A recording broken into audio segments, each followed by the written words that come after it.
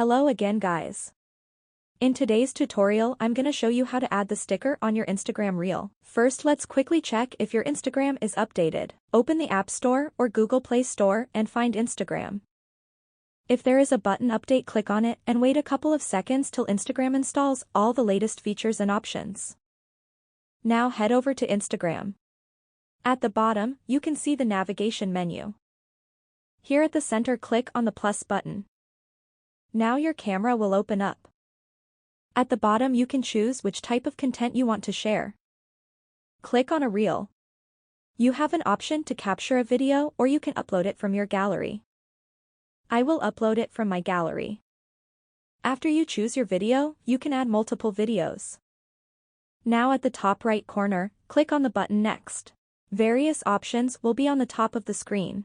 Click here. You can see a huge number of stickers. You just choose your sticker, and here you can position it or resize it. Enjoy! Thanks for watching. For more videos like this, follow our channel. See you in the next video.